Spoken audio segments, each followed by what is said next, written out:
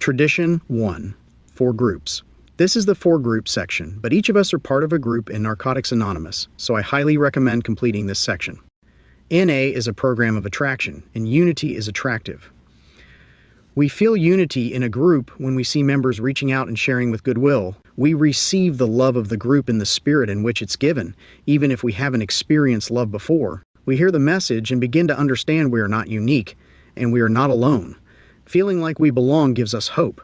Love and humility in the group inspires freedom and security in the group's members. The group is the heart of Narcotics Anonymous. Groups hold recovery meetings and guide our service efforts. In NA groups, we hear the message, carry the message, create an atmosphere of recovery, and find a home.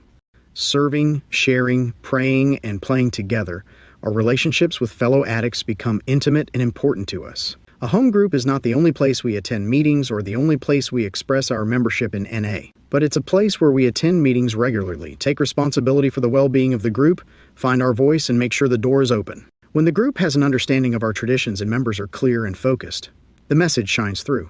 A clear NA message is a source and a reflection of unity. NA language is not a dress code or a requirement for membership, but clarity helps everyone to understand the message of Narcotics Anonymous.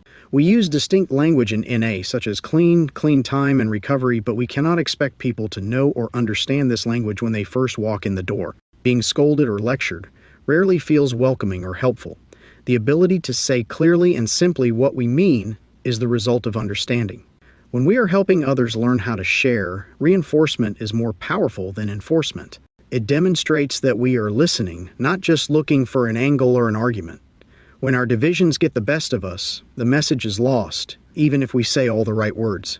We need all the tools we have to foster unity, our steps, traditions, and concepts, as well as empathy, patience, and courage. One of the most important things we do in NA is to listen, for most of us.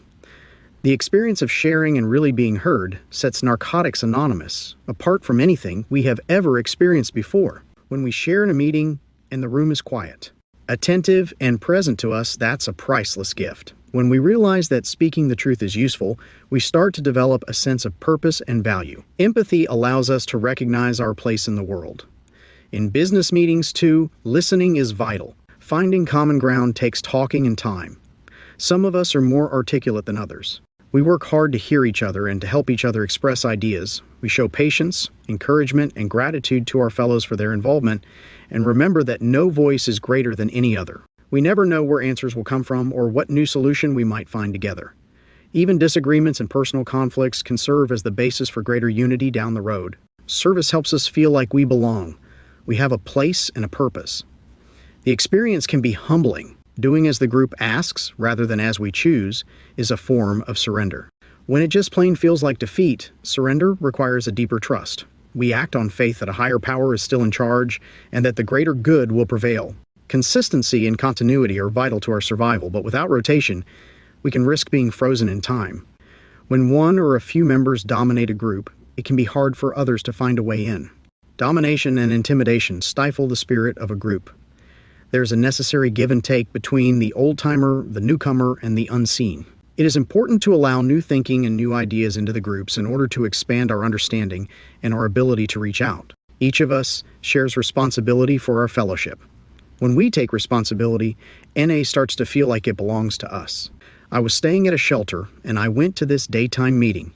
The addicts there gave me the opportunity to make coffee. I didn't have a house key or a car key, but I had the NA key.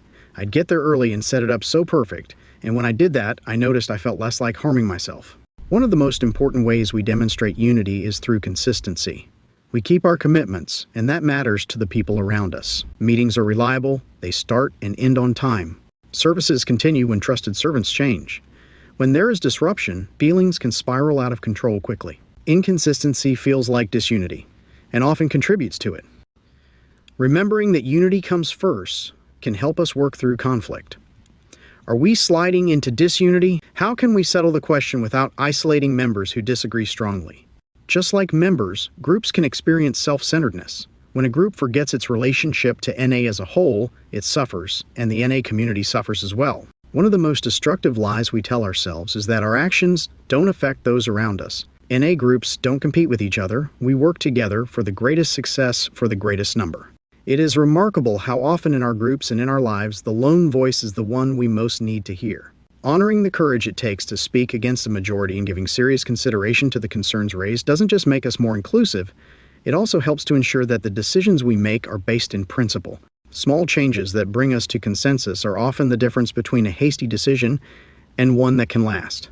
It may be helpful to remember what made us feel welcome and what made us feel uneasy or alienated when we first came to meetings. A meeting format is a vehicle for creating an atmosphere of recovery and establishing unity. The format can describe the meeting, tell a newcomer what is happening, and help the meeting run smoothly. Statements read in the format can make boundaries clear without being personal or accusatory. If formats are too cluttered with rules and instructions, they can overwhelm a meeting. On the other hand, careless or inattentive chairing can make a group feel unstable or unreliable.